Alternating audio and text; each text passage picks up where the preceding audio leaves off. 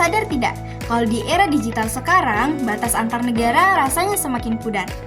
Setiap hari kita terpapar oleh budaya luar melalui media sosial.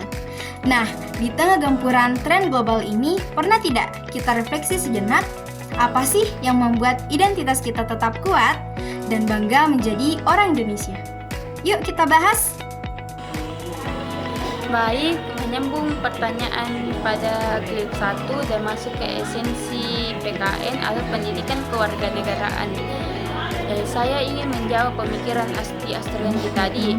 Jadi sebenarnya benteng utama itu kita ada pada pendidikan kewarganegaraan teman-teman, atau yang bisa kita sebut PKN. Tapi jangan bayangkan teman-teman PKN di bangku kuliah itu cuma soal hafalan pasal hukum atau teori politik saja. Secara esensi universal teman-teman, PKN itu adalah panduan nyata agar kita sadar akan hak dan tanggung jawab kita sebagai warga negara. Bahkan kalau kita ulik secara terminologi, istilah ini adaptasi dari civic education.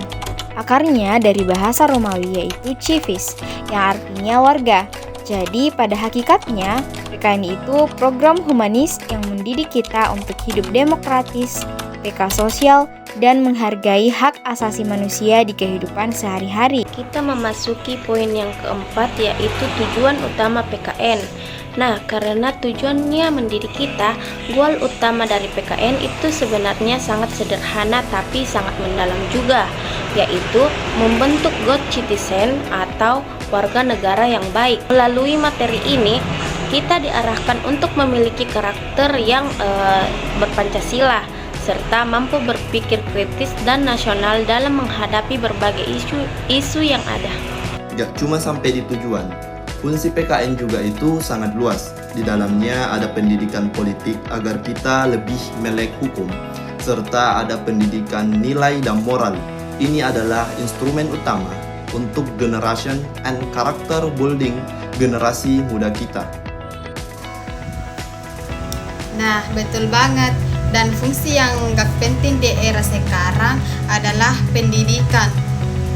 Nah, pendidikan nasionalisme. Nah, nasionalisme abad ini bukan berarti kita harus ikut perang fisik, tapi bagaimana kita bisa menjaga persatuan di ruang digital dan tetap bangga dengan nilai luhur bangsa sendiri. Nah, masuk ke urgensi di level perguruan tinggi. Mungkin ada yang membatinkan dari sekolah dasar kita udah belajar PKN.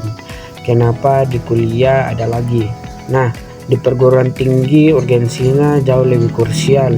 PKN di tingkat ini hadir untuk mengisi kekosongan karakter lulusan, membentuk kepemimpinan, dan mendorong keterlibatan sosial mahasiswa secara nyata. Baik, saya akan melanjutkan penjelasan dari teman saya. Kemajuan teknologi memang tidak dapat dihentikan, namun tanpa karakter yang kuat justru dapat mengikis jati diri bangsa. Apa itu Society 5.0? Yaitu konsep masyarakat super cerdas yang berpusat pada manusia, di mana teknologi canggih seperti AI diintegrasikan untuk menyelesaikan berbagai tantangan sosial dan meningkatkan kualitas hidup tanpa mengesampingkan nilai-nilai kemanusiaan. Namun, di balik berbagai kemudahan tersebut, muncul tantangan baru berupa lunturnya nilai-nilai kebangsaan, meningkatnya penyebaran hoaks, ujaran kebencian, hingga menurunnya rasa tanggung jawab sebagai warga negara. Laras dengan Pasal 31 Ayat 3 Undang-Undang Dasar Negara Republik Indonesia tahun 1945. Pendidikan kewarganegaraan, mahasiswa tentunya dibekali oleh 3 kompetensi utama, yaitu pengetahuan kewarganegaraan dari segi hak dan kewajiban warga negara. Yang kedua, sebagai kemampuan berpikir kritis dan berpartisipasi dalam kehidupan demokrasi. Dan yang terakhir, yaitu karakter kewarganegaraan, integritas, dan tanggung jawab sebagai warga negara. Nah, kesimpulan dari pembahasan kami dari awal tadi, hakikat PKN itu adalah garis depan pertahanan karakter kita selaku generasi muda.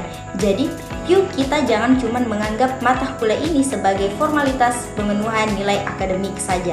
Mari kita implementasikan nilai-nilai demi menjaga keutuhan Indonesia.